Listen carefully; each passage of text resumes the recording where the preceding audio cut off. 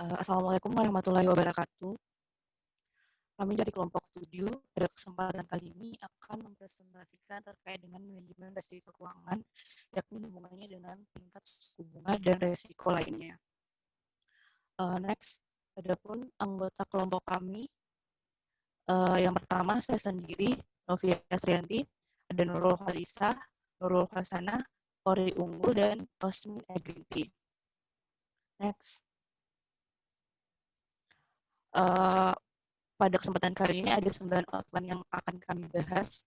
Yang pertama terkait dengan alasan mengelola risiko, konsep lindung nilai, konsep derivatif, tingkat suku bunga dalam kontrak swap, forward, and future, tingkat suku bunga dalam kontrak future, option, dan tingkat suku bunga dalam kontrak opsi, dan terakhir etika dan tata kelola. Baik, yang pertama itu kita akan membahas terkait dengan risiko seperti yang dibahas oleh kelompok-kelompok sebelumnya, bahwa perusahaan tentunya akan menghadapi sebuah risiko. Di sini ada beberapa risiko utama yang tentunya akan dihadapi oleh perusahaan. Yang pertama itu terkait dengan risiko pasar atau risiko permintaan, yakni terkait dengan fluktuasi atas produk atau jasa karena adanya persaingan dan dampak keadaan ekonomi di suatu negara. Yang kedua ada risiko nilai tukar.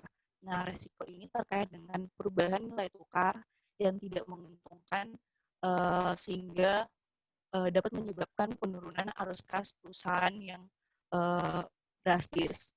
Selanjutnya ada risiko komoditas atau harga komoditas, yakni terkait dengan fluktuasi harga komoditas akibat beberapa faktor yang tentunya bisa saja menyebabkan penurunan arus kas perusahaan.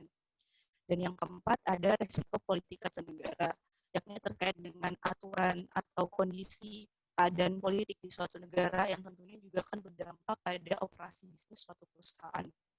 Dan yang terakhir ada risiko operasional, yakni kaitannya dengan biaya operasi aktual yang mungkin saja jauh lebih tinggi daripada yang dianggarkan dari arus kas perusahaan.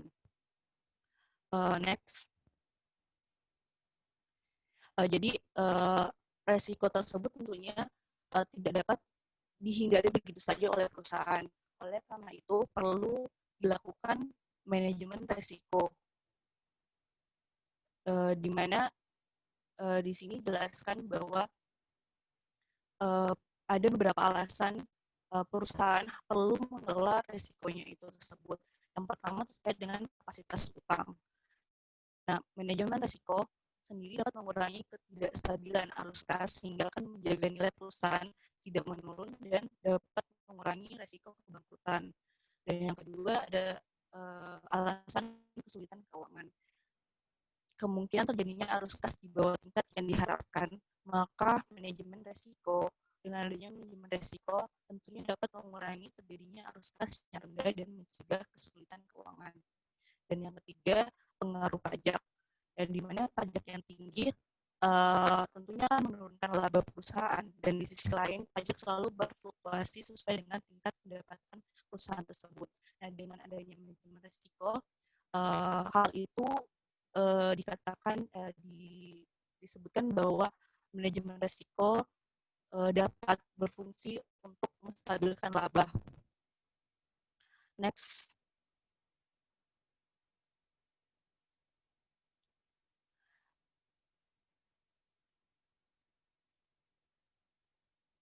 Di sini dalam konteks manajemen keuangan, resiko tersebut tidak dapat tentunya tidak diinginkan oleh perusahaan. Nah, perusahaan atau individu tentunya akan memilih efek yang berisiko jika expected return-nya itu juga tinggi untuk mengkompensasi risiko yang diterima. Jadi tentunya perusahaan tersebut tidak akan mengambil risiko yang tinggi jika return yang akan didapatkan itu juga tidak tinggi. Maka dalam pembahasan kali ini kita akan mengenal sebuah konsep atau strategi yang digunakan perusahaan untuk melindungi aset dari kerugian yang terjadi akibat risiko yang ada, yakni dikenal dengan konsep lindung nilai atau hedging. Nah, hedging ini berkaitan dengan instrumen derivatif, di mana perusahaan menggunakan kontrak atau instrumen derivatif untuk melakukan lindung nilai atau hedging. Sebagai contohnya bisa dilihat bahwa ketika perusahaan membeli 10.000 barel minyak mentah 1 bulan mendatang, tetapi sangat khawatir bahwa harga minyak tersebut akan naik dalam waktu 30 hari ke depan dalam 1 bulan tersebut.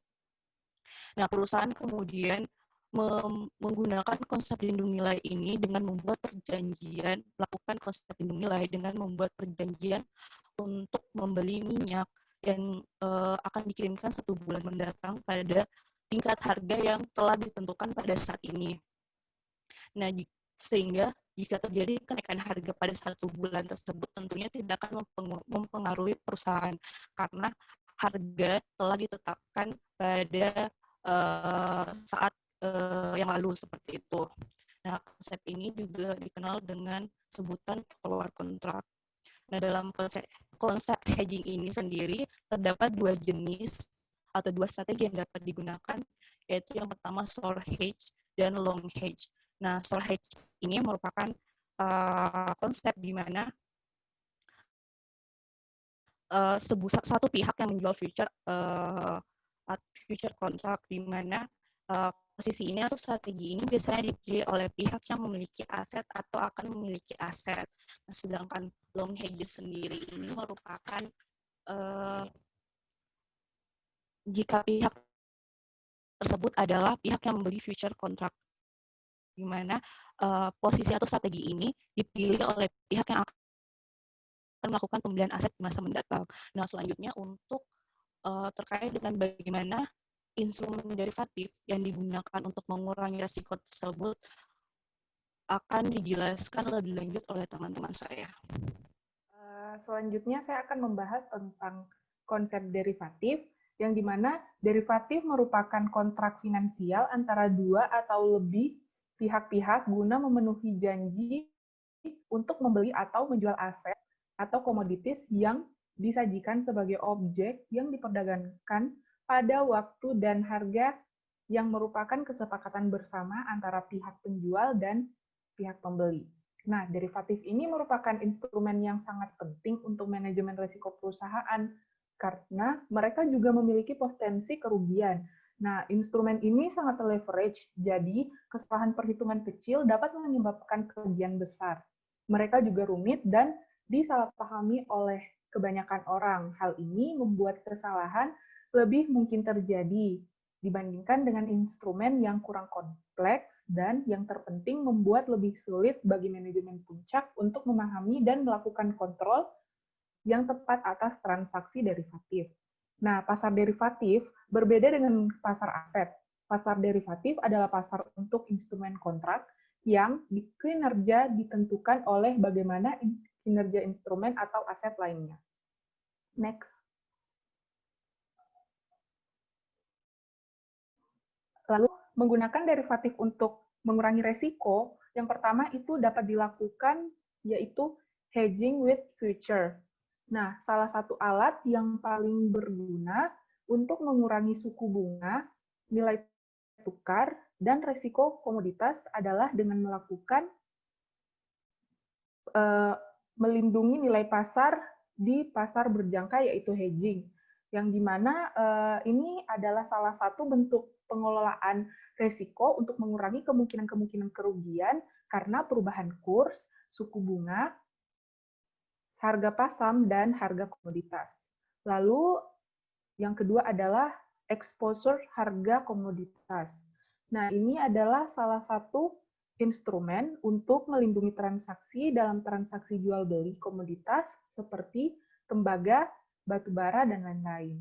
Lalu ada exposure harga efek, yang dimana di sini terbagi atas 2, yaitu future dan swap. Nah, untuk yang future, ini melindungi nilai di masa yang akan datang, seperti melindungi nilai uang. Lalu yang swap adalah transaksi yang melibatkan pertukaran suatu pembayaran dengan pembayaran yang lain. Nah, di sini kita akan membahas tentang jenis-jenis derivatif, yaitu ada 4. Yang pertama ada swap, forward, future, dan opsi. Nah, untuk keempat jenis derivatif ini, nantinya kelompok kami akan membahas secara perbagian dan terperinci untuk teman-teman saya yang akan melanjutkannya. Next.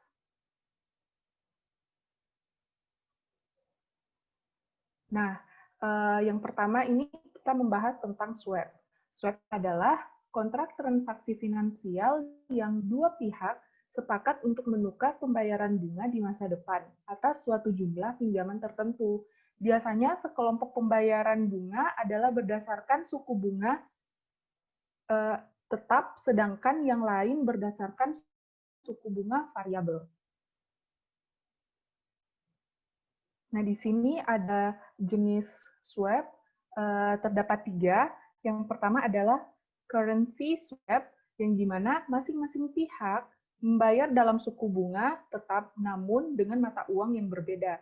Currency swap mewajibkan pihak-pihak yang bertransaksi untuk saling membayar pokok dalam mata uang yang berbeda pada awal transaksi dan pengembaliannya pada akhir transaksi. Nah, current swap ini biasanya digunakan untuk mengurangi resiko fluktuasi dalam mata uang.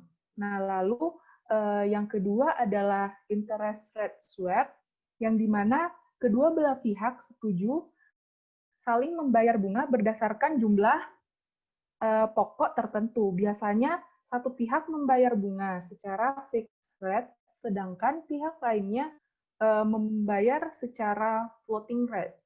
Nah, yang di sini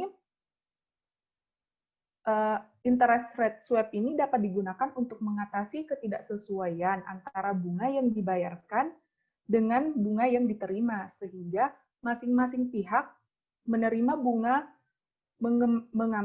mengambang dan membayar bunga mengambang juga, atau menerima bunga tetap dan membayar bunga tetap juga. Nah, dalam interest rate swap ini, dua pihak itu saling menyelamatkan dari risiko kerugian karena kenaikan bunga atau dari kenaikan bunga tetap. Lalu yang ketiga adalah currency coupon swap, yang dimana jenis swap ini mirip dengan currency swap, namun pihak yang satu membayar dalam mata uang tertentu dengan suku bunga tetap, sementara pihak yang lain membayar dalam mata uang lain dengan suku bunga mengambang. Nah, oke. Untuk tingkat suku bunga dalam kontrak swap, nah di sini arus kas dari suku bunga tetap dari swap ini diatur saat perdagangan dilakukan. Arus kas untuk tingkat terbawah suku bunga mengambang diatur secara berkala pada tanggal pengaturan ulang suku bunga. Ini ditentukan oleh periode pengaturan ulang suku bunga yang mengambang. Nah, indeks paling umum untuk interest rate swap adalah LIBOR 3 bulan. Ini dapat dibayarkan setiap 3 bulan atau ditambahkan dengan dibayar setengah tahunan. Nah, tarif di atas adalah di bawah LIBOR yang dipilih mencerminkan kurva imbal hasil dan penyebaran kredit yang akan dikenakan. Pembayaran suku bunga antara tarif bawah suku bunga tetap dan mengambang akan disaring pada setiap akhir periode pembayaran dan hanya selisihnya saja yang dipertukarkan. Next. Untuk ilustrasi tingkat bunga swap, di sini kita bisa melihat yang dimana pertukaran bunga yang akan dibayarkan antar pihak yang terlibat dalam kesepakatan. Nah, di sini ada pihak A yang semula harusnya membayar bunga variabel menginginkan pembayaran bunga tetap. Nah, di sini pihak B memperoleh keuntungan dan menanggung resiko dari fluktuasi bunga variabel itu. Nah, yang dimana akan menghasilkan pihak B akan memperoleh keuntungan jika suku bunga variabel lebih rendah dari suku bunga tetap yang disepakatinya dengan pihak A, karena pihak A akan membayar bunga variabel kepada pemberi pinjaman dan selisihnya akan diserahkan kepada pihak B. Sebaliknya, pihak B akan merugi jika suku bunga variabel lebih tinggi dari suku bunga tetap yang disepakati dengan pihak A. Pihak A akan membayar bunga variabel yang lebih tinggi kepada pemberi pinjaman dan meminta kelebihannya dari bunga tetap yang disepakati kepada pihak B.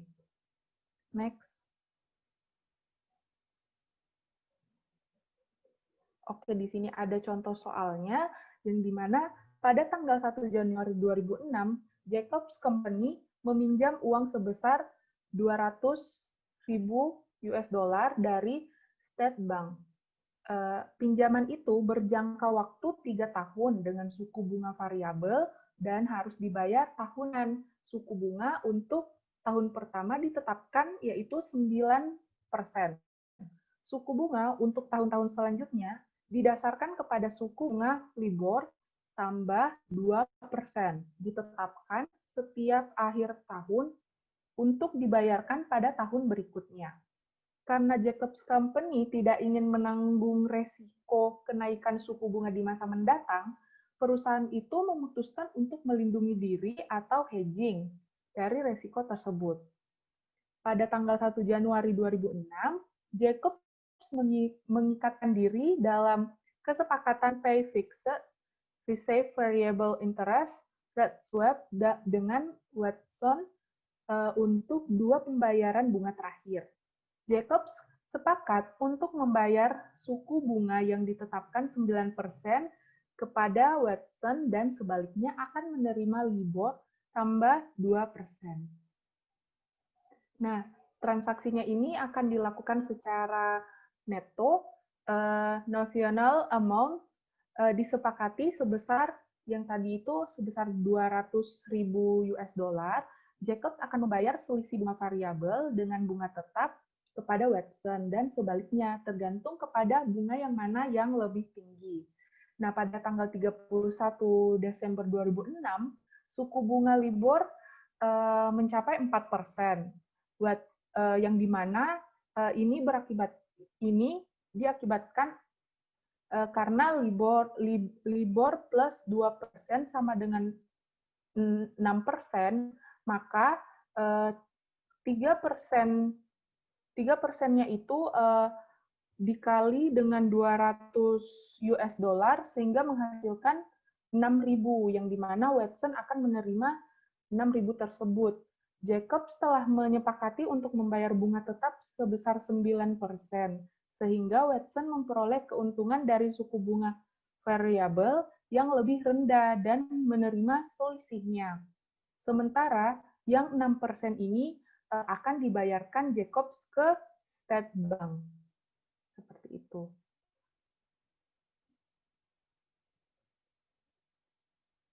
Nah, lalu di sini pada tanggal 31 Desember 2007, suku bunga LIBOR menjadi 8%, sehingga Jacobs akan menerima 2.000 US dollar dari Watson.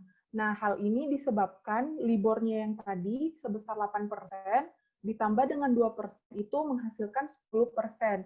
Nah, di sini ada kelebihan 1% dari bunga tetap yang semula, yaitu 9%, sehingga 1% dari 200.000 US dollar, yaitu 2.000, akan diterima oleh Jacobs.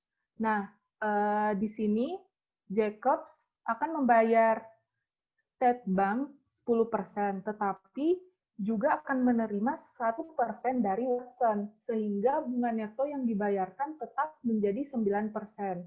Dengan kata lain, aktivitas hedging yang dilakukan oleh Jacobs ini untuk menstabilkan arus kas terkait pinjaman kepada State Bank. Selanjutnya, forward dan futures akan dijelaskan oleh teman saya. Dari penjual futures dan batas waktu yang ditentukan dalam kontrak. Kedua, penjual futures untuk menjual suatu komoditi atau aset tertentu kepada pembeli futures dalam jumlah tertentu, dengan harga tertentu, dan pada batas waktu yang ditentukan dalam kontrak. Pengertian feature. Dari pengertian di atas, kontrak feature bisa didefinisikan juga sebagai suatu kesepakatan kontrak tertulis antara dua pihak, yaitu pembeli dan penjual, untuk melakukan dan menerima penyerahan sejumlah aset atau komoditi dalam jumlah harga dan batas waktu tertentu. Di sini kita lihat ilustrasi kontrak features. Sebuah kontrak features diperdagangkan dengan underlying aset berupa aset XYZ dan settlement date ditentukan 3 bulan dari sekarang. Misalnya, Ani bertindak sebagai pembeli features dan membeli kontrak features yang ditawarkan oleh Budi sebagai penjual kontrak features tersebut. Harga yang disetujui pada transaksi di masa yang akan datang adalah sebesar Rp1.000. Nah, pada saat settlement date, 3 bulan kemudian, Budi akan memberikan deliver aset XYZ tersebut kepada Ani, dan selanjutnya Ani akan membayarkan Rp1.000 kepada Budi. Mekanisme dan fungsi bursa kontrak features. Semua aktivitas dalam transaksi kontrak features yang sudah terstandarisasi dilakukan dalam bursa yang terorganisir, securities atau securities exchange, dengan bantuan sebuah lembaga clearing. Perdagangan dalam bursa kontrak features akan berfungsi yang pertama transfer risiko, pembentukan harga, stabilitas keuangan, pengawasan mutu, dan pengumpulan informasi yang efisien.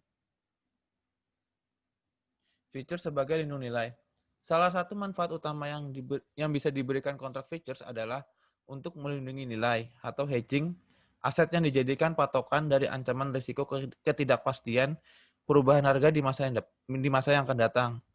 Ada dua alternatif posisi hedging yang bisa dilakukan oleh investor. Yang pertama, short hedge atau menjual features. Yang kedua, long hedge atau membeli features. Selanjutnya, penilaian features. Ada 3 komponen yang perlu diperhatikan dalam penentuan harga features yang wajar dalam posisi equilibrium, yaitu pertama, harga aset yang menjadi patokan di pasar. Kedua, yield yang bisa diperoleh sampai dengan settlement date. Yang ketiga, tingkat suku bunga untuk meminjam atau menabung dana sampai dengan settlement date. Komponen-komponen di atas akan dilambangkan dengan notasi sebagai berikut. R, yaitu suku bunga pinjaman, Y, yield, P, harga di pasar, dan F, harga features. Kontrak berjangka indeks juga dapat digunakan untuk menurunkan risiko memegang portofolio sekuritas. Contohnya, Bapak Nanda bertanggung jawab untuk mengelola sebuah portofolio saham dengan nilai saat ini adalah 10 miliar rupiah. Untuk melindungi portofolionya, Bapak Nanda melakukan short hedge dengan menggunakan kontrak berjangka indeks. Banyaknya kontrak berjangka indeks yang disyaratkan untuk secara efektif dapat melindungi nilai tergantung pada 3 input, yaitu nilai portofolio saham saat ini, beta portofolio saham tersebut, dan nilai kontrak dari kontrak berjangka indeks yang digunakan untuk melindungi nilai. Selanjutnya dilanjutkan oleh teman saya. Oke, selanjutnya saya akan membahas mengenai forward dan future. Nah, di sini forward kontrak itu ketika forward kontrak itu telah berakhir, maka terdapat 2 pelaksanaan. Yang pertama, adanya pengiriman fisik dan cash. Nah, pengiriman fisik ini yaitu penjual mengirimkan aset, sedangkan pembeli membayar dengan tunai. Kalau cash ini tidak ada terjadinya pengiriman aset, hanya pembayaran dan penerimaan itu menggunakan cash. Dan di dalam forward kontrak ini sendiri itu dibuat khusus, yang mana telah dinegosiasi antara 2 pihak. Dan forward kontrak ini itu tidak diperdagangkan. Selanjutnya itu ada future contract. Di sini itu menggunakan mark to market setiap harinya. Nah, di sini sistem ini yaitu mencatat keuntungan dan kerugian, dan juga harus menyiapkan uang untuk menutupi kerugian. Ini merupakan salah satu cara untuk mengurangi risiko gagal bayar di dalam future contract. Nah, di dalam future contract ini kan tidak ada penyerahan fisik aset, sehingga menggunakan cash untuk selisih antara harga kontrak dan harga sebenarnya pada tanggal kadaluarsa. Beda halnya dengan forward contract, future contract itu dia diperdagangkan di bursa. Selanjutnya, di sini terdapat perbedaan kontrak forward dengan future. Bisa kita lihat di dalam kontrak forward itu, di sini market maker itu atau bank investasi sebagai pihak ketiga. Nah, sedangkan di kontrak future karena dia diperdagangkan, ada perusahaan broker dan nanti ada lembaga clearing sebagai penjamin, bookkeeper, dan lainnya. Opsi versus future. Future ini merupakan salah satu bentuk sekuritas derivatif. Nah, perbedaan mendasar karakteristik kontrak future dan dari opsi adalah bahwa baik pembeli maupun penjual futures mempunyai kewajiban untuk melaksanakan kontrak tersebut di kemudian hari yang ditentukan, baik dalam keadaan untung ataupun rugi. Pembeli opsi hanya mempunyai hak untuk melaksanakan kontrak opsi di kemudian hari yang ditentukan. Selanjutnya. Karakteristik keuntungan dan kerugian dalam kontrak future akan berbeda dengan karakteristik keuntungan dan kerugian dalam opsi. Lalu, baik dalam transaksi opsi ataupun future, keuntungan yang diperoleh oleh pembeli merupakan kerugian penjualnya. Baiklah, saat ini saya akan menjelaskan tentang kontrak opsi. Nah, menurut Jugianto, bukunya tahun 2013, opsi ini merupakan suatu tipe kontrak antara dua pihak di mana salah satu pihak memberikan hak kepada pihak lain untuk membeli atau menjual suatu aktiva pada harga dan jangka waktu tertentu. Nah, pihak yang membeli hak disebut sebagai pembeli opsi atau option buyer. Sedangkan pihak yang menjual opsi harus bertanggung jawab atas keputusan pembeli opsi kapan opsi tersebut digunakan dengan penerbit opsi disebut option writer. Next. Di sini ada dasar hukum untuk kontrak opsi, di mana menurut BEI tahun 2014, dasar hukum yang menjadi pedoman dalam opsi saham sebagai salah satu produk derivatif adalah sebagai berikut. Ada 6 dasar hukum opsi. Yang pertama ada Undang-Undang Nomor 8 tahun 1995 tentang pasar modal, ada Peraturan Pemerintah Nomor 45 tahun 1995 tentang penyelenggaraan kegiatan di bidang pasar modal, ada SK Bapepam Nomor Keputusan 07 PM 2003 tanggal 20 Februari 2003 tentang penetapan kontrak berjangka atas indeks efek sebagai efek. Dan ada juga Peraturan Bapepam Nomor 3 S1 tertanggal 31 Oktober 2003 tentang kontrak berjangka dan opsi atas efek atau indeks efek. Dan juga ada SE Ketua Bapepam Nomor SE 01 PM 2002 tanggal 25 Februari 2002 tentang kontrak berjangka indeks efek dalam pelaporan MKBD perusahaan efek. Dan juga yang terakhir ada persetujuan tertulis Bapepam nomor S356/PM/2004 tanggal 18 Februari 2004 perihal persetujuan KBIE, LN, DJIA, dan DJ Japan Titans status. Nah, di sini ada jenis opsi. Jadi jenis opsi itu ada dua. Ada call option dan put option, atau opsi beli dan opsi jual. Nanti yang akan saya jelaskan di slide berikutnya. Di sini ada istilah dasar berhubungan dengan harga saham dan harga kesepakatan. Nah, di mana kalau pada opsi beli di call option, ketika harga kesepakatan atau strike price itu kurang dari harga saham pada saat transaksi, itu disebut dengan in the money. Sedangkan kalau harga kesepakatan sama dengan harga saham pada saat transaksi, itu disebut at the money. Ketika harga kesepakatan lebih besar dari harga saham pada saat transaksi, itu disebut out of the money. Dan ketika harga saham saham pada saat transaksi mendekati harga kesepakatan itu disebut near the money.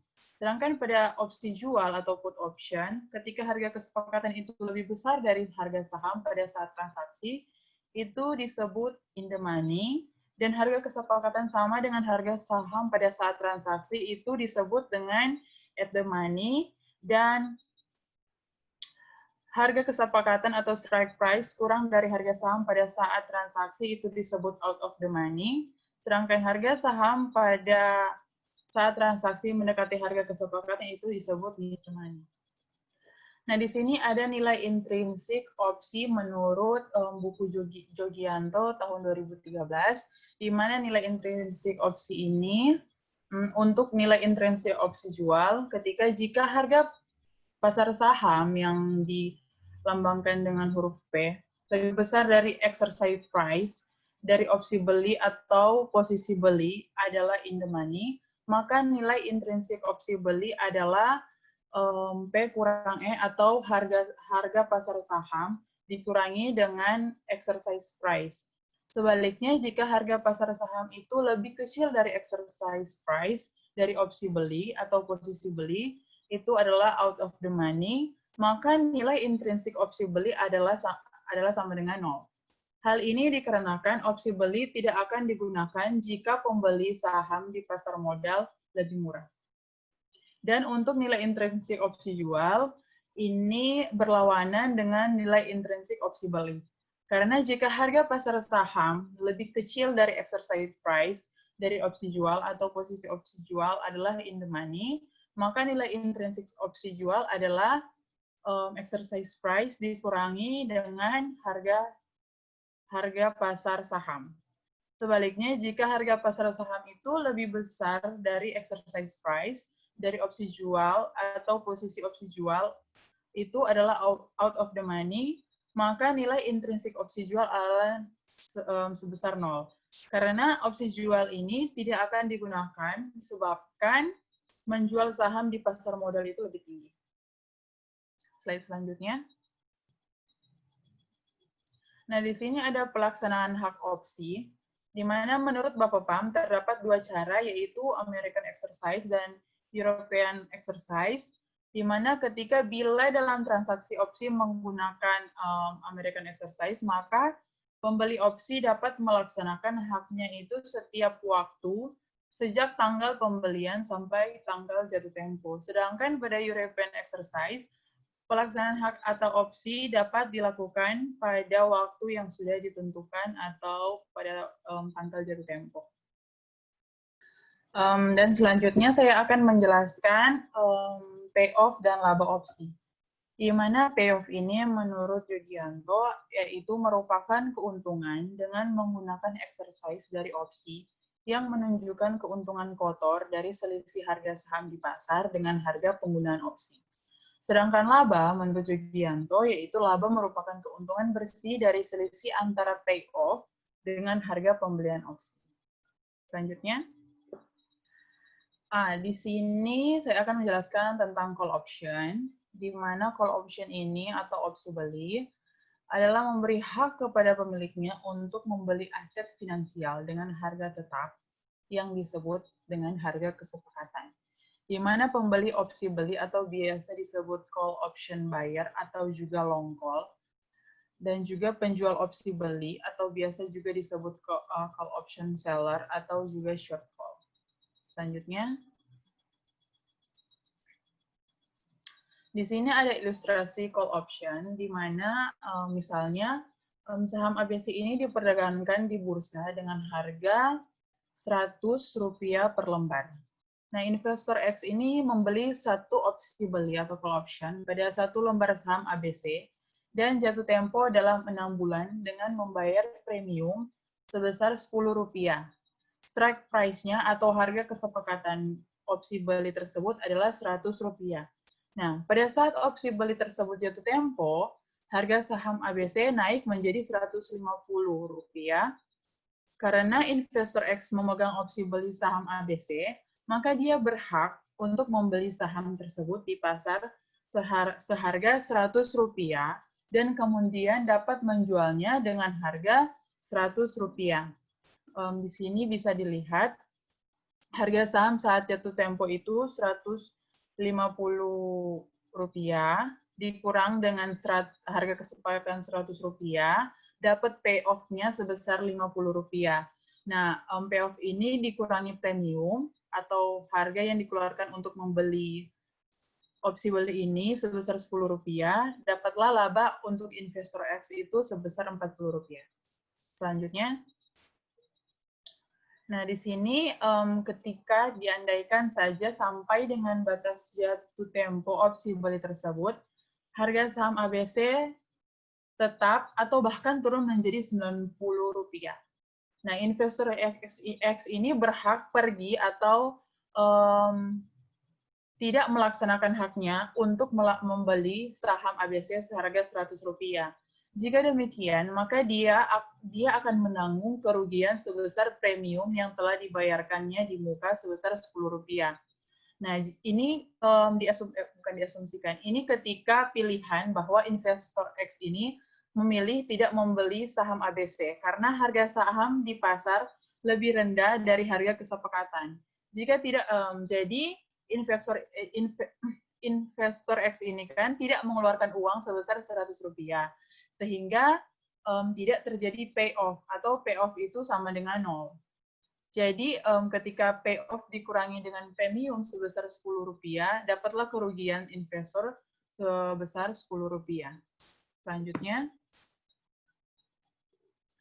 nah di sini ada asumsi yang lain ketika investor X ini melaksanakan haknya untuk membeli satu lembar saham ABC seharga Rp100 dan kemudian menjualnya seharga Rp90. Jadi dalam ilustrasi ini di mana walaupun ketika harga sahamnya itu turun di pasar, investor X ini masih mau melakukan atau melakukan haknya untuk melakukan haknya pada opsi beli ini. Akhirnya dia akan menanggung kerugian sebesar Rp20. Nah, dari ilustrasi ini dapat menggambarkan bahwa kontrak opsi beli dapat membatasi total kerugian yang ditanggung oleh investor akibat adanya penurunan harga pada saham. Dalam hal ini sebagai underlying instrumennya, yaitu sebesar call premiumnya saja. Selanjutnya,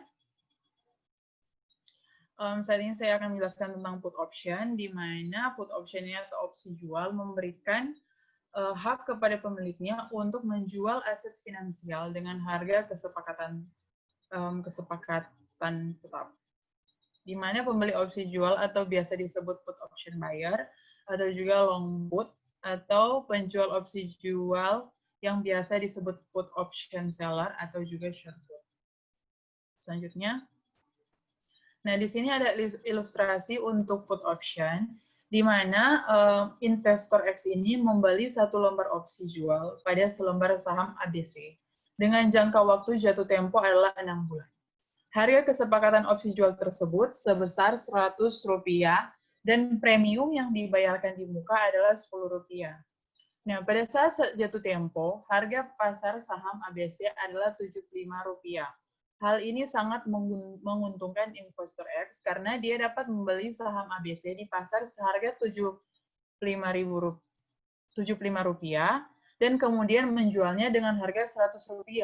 Nah, keuntungan bersih yang dari transaksi ini adalah sebesar Rp15, di mana harga kesepakatan dikurangi dengan Rp75, didapatkan payoff sebesar Rp25, dan payoff ini dikurangi dengan premium sebesar Rp10, maka dapat laba investor X sebesar Rp15. Next. Nah, ada ilustrasi selanjutnya ketika terjadi keadaan sebaliknya, di mana harga pasar saham ABC ini pada saat jatuh tempo naik menjadi Rp125. Nah, investor X lebih baik tidak melaksanakan haknya untuk exercise dan membiarkan opsi tersebut jatuh tempo.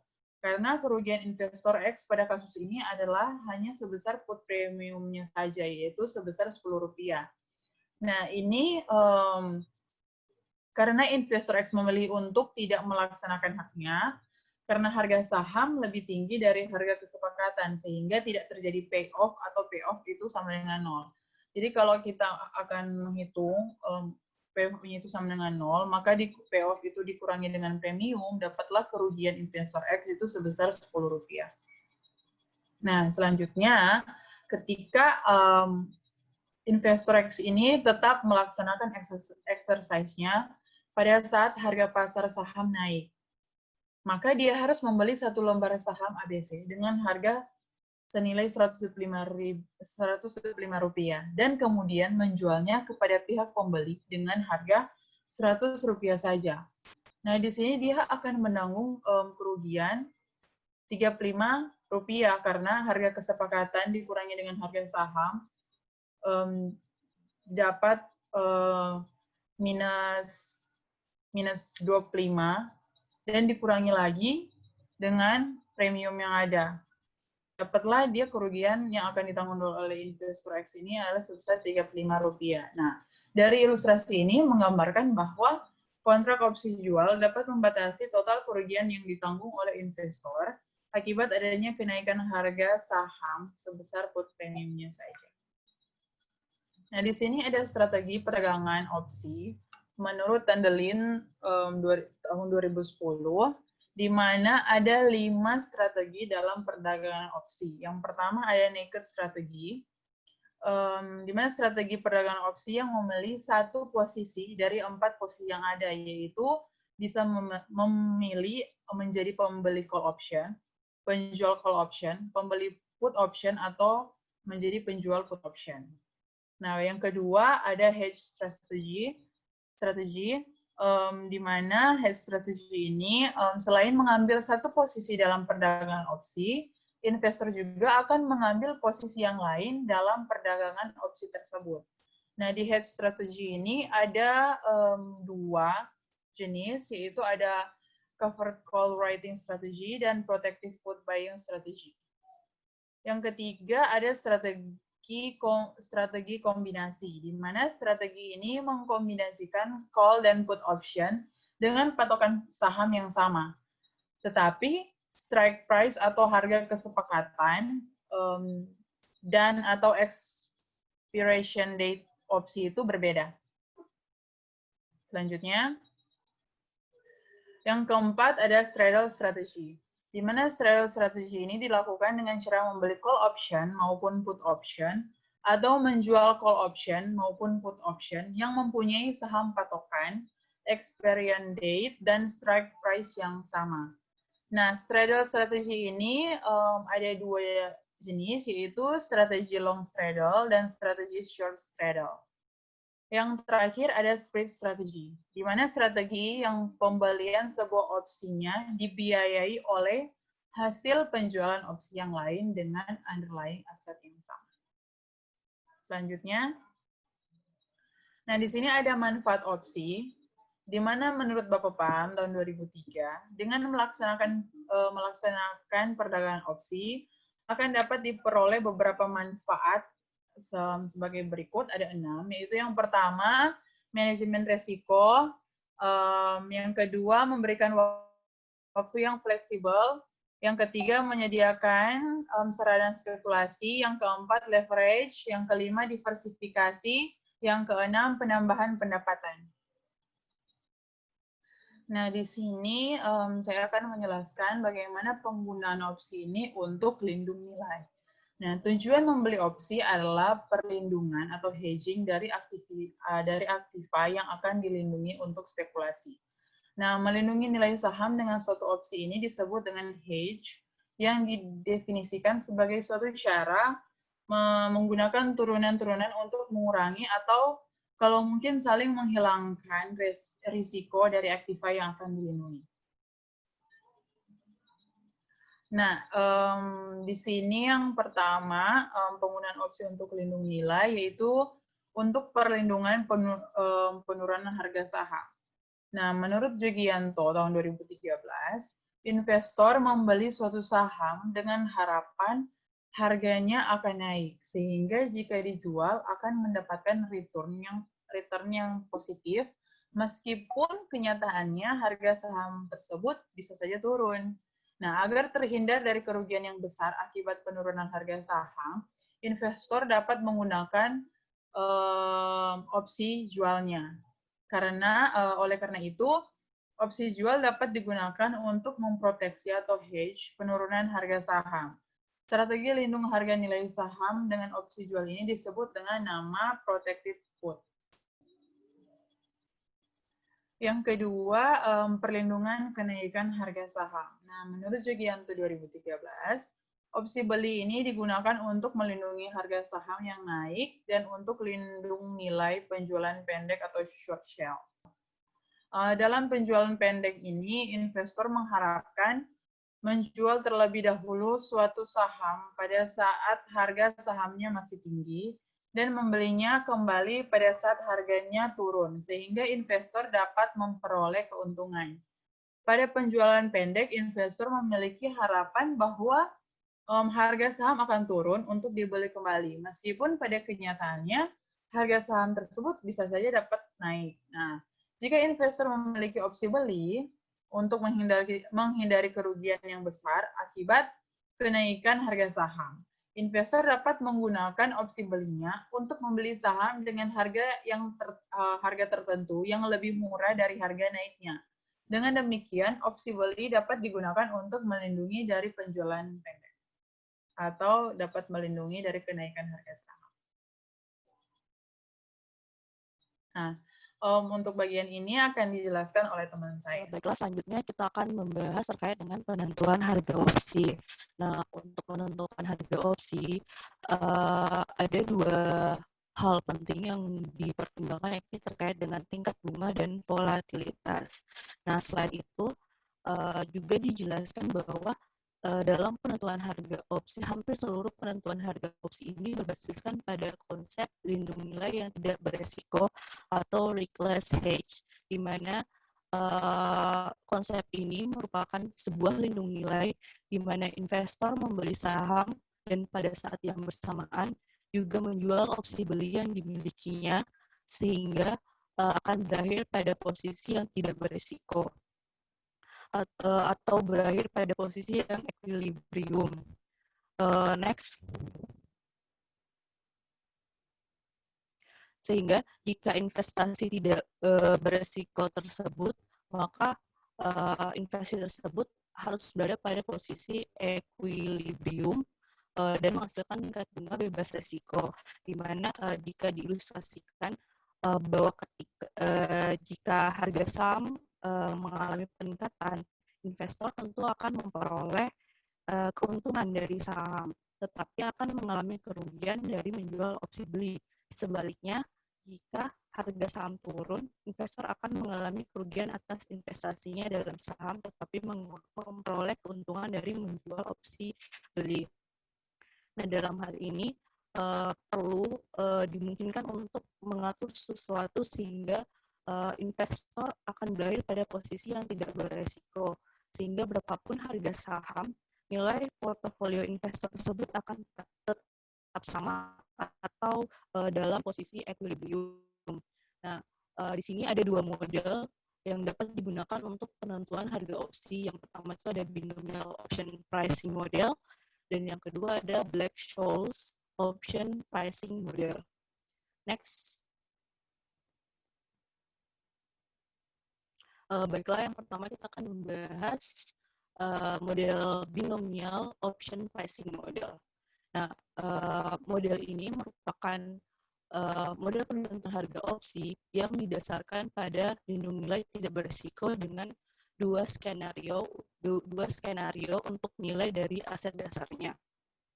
Untuk lebih jelasnya, langsung saja kita baca terkait dengan contohnya ini, bahwa disebutkan bahwa saham Western Cellular akan menjual sahamnya pada harga $40 per lembar. Nah, diberikan opsi kepada pemilik untuk membeli satu lembar saham dengan harga tebus sebesar $35 dengan masa berlaku opsi selama 1 tahun. Nah, disebutkan bahwa harga saham akhir dari Western ini kemungkinan akan berada pada dua tingkatan, yakni tingkat harga $30 ataupun $50 dengan tingkat bunga bebas resikonya sebesar 8%. Nah, next.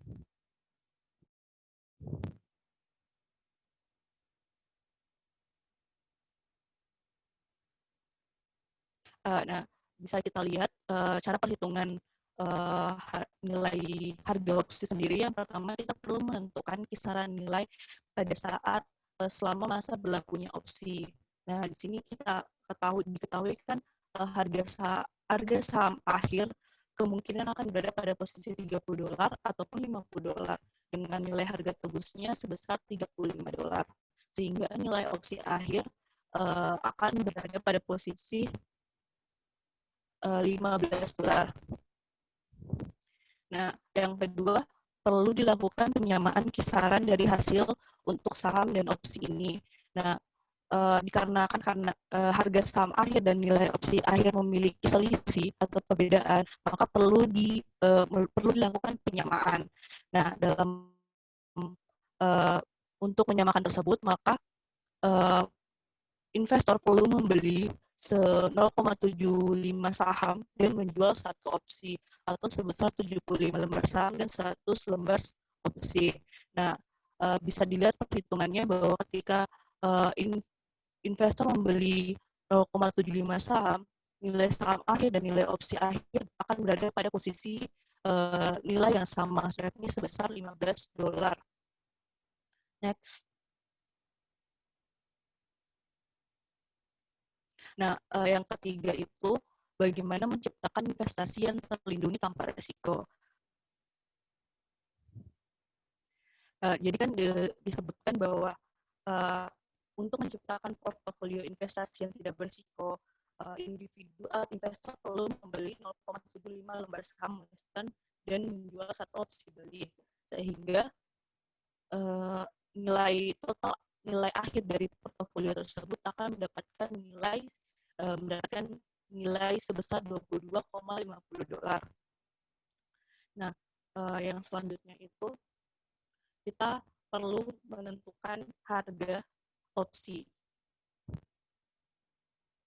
Berapa harga opsi atau harga wajar terkait dengan opsi tersebut sehingga investor tidak mengalami kerugian.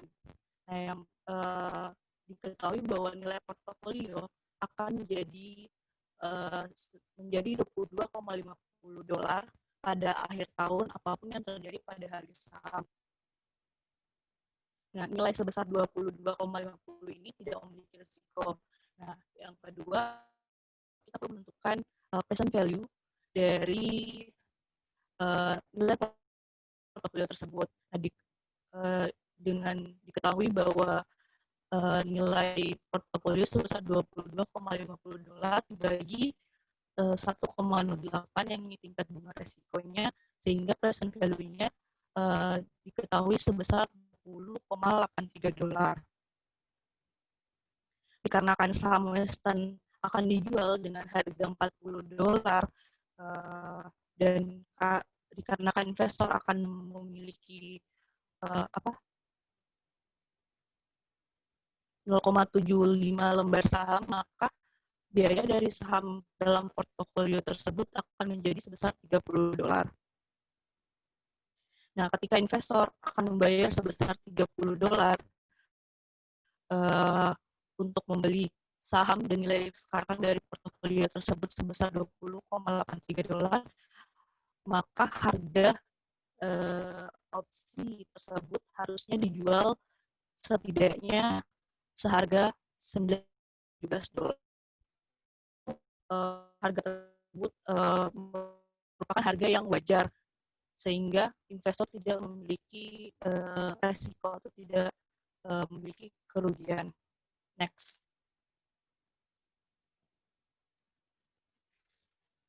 Selanjutnya terkait dengan model Black-Scholes option pricing model.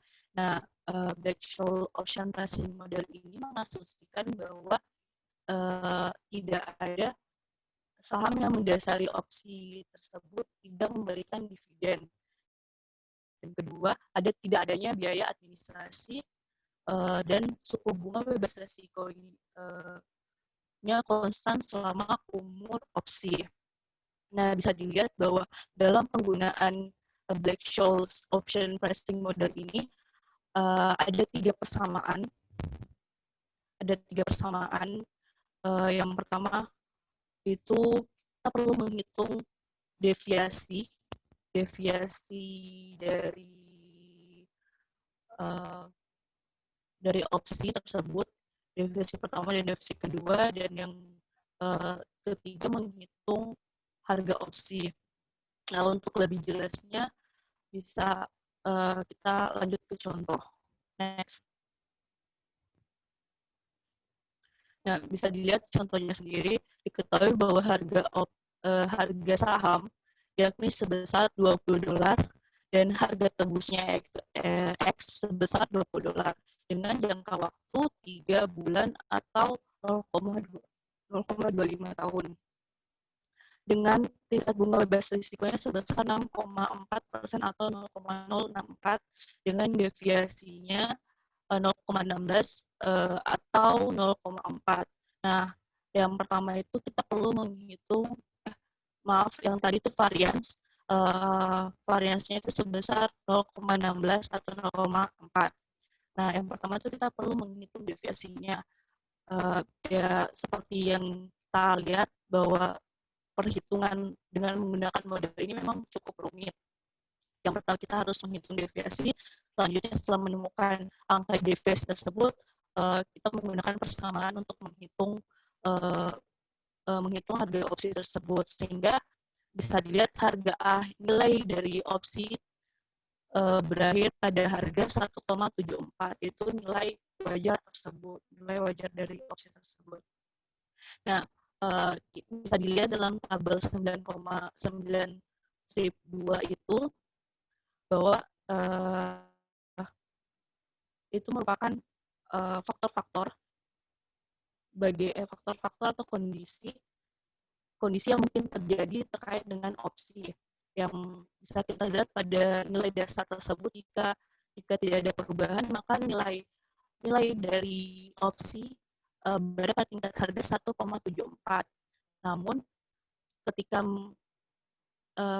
harga saham mengalami peningkatan sebesar $5, atau jadi harga saham meningkat jadi dari $20 menjadi $25, maka hal tersebut juga mempengaruhi nilai dari opsi. Namun jika terjadi peningkatan dalam harga tebus, yakni peningkatan sebesar $5 sendiri, yang terjadi nilai opsi akan mengalami penurunan. Terus yang keempat terkait dengan jangka waktu dari periode opsi, di mana masa berlaku opsi naik menjadi 6 bulan maksud saya, sehingga hal tersebut akan meningkatkan nilai dari opsi. Dan yang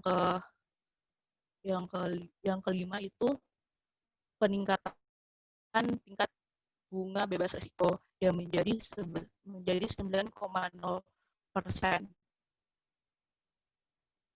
Nah, dengan peningkatan nilai bunga ini juga tentunya berpengaruh terhadap nilai dari opsi yang juga mengalami peningkatan.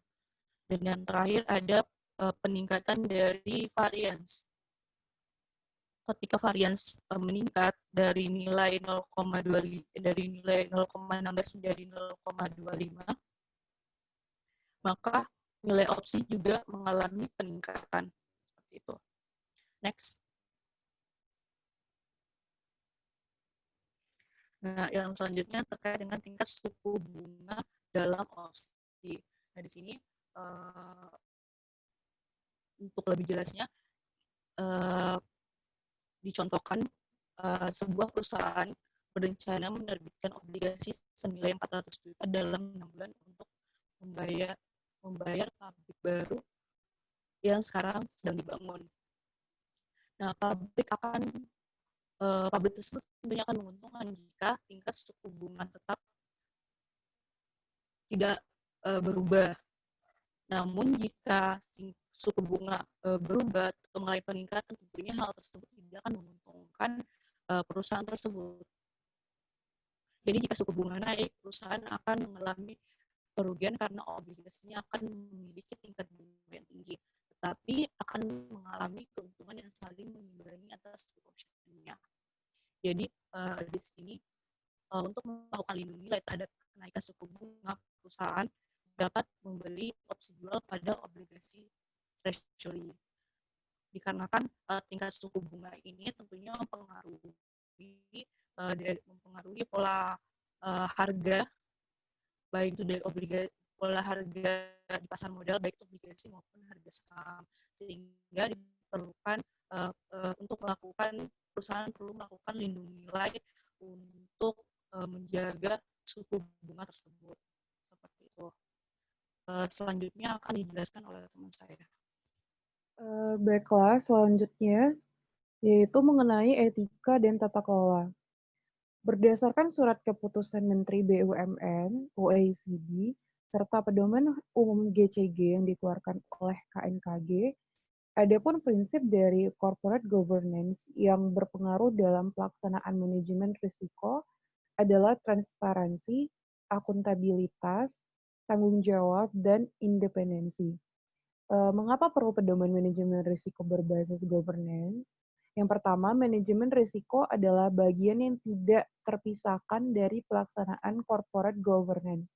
Karena peran manajemen risiko dalam memberikan jaminan yang wajar atas pencapaian sasaran keberhasilan usaha tidak tergantikan. Yang kedua, pelaksanaan manajemen risiko yang baik memerlukan prinsip-prinsip governance. Yang ketiga, risiko adalah bagian yang tak terpisahkan dari proses organisasi. Oleh karena itu, manajemen risiko tidak dapat dipisahkan dari kegiatan utama ataupun proses lain dalam organisasi. Selanjutnya, yaitu tujuan penerapan manajemen risiko berdasarkan tata kelola. Yaitu tujuannya yang pertama, melindungi perusahaan dari risiko yang dapat merugikan dan menghambat pencapaian sasaran kinerja perusahaan. Yang kedua, membantu manajemen dalam menganalisis pelaksanaan kegiatan usaha agar memberikan nilai tambah bagi perusahaan dalam rangka membangun keunggulan operasional. Yang ketiga, mendorong setiap pegawai perusahaan untuk bertindak hati-hati dalam menghadapi risiko perusahaan sebagai upaya untuk memaksimalkan nilai perusahaan. Yang keempat, meningkatkan kepercayaan para pemangku kepentingan. Baiklah, itu tadi presentasi dari kelompok kami. Terima kasih.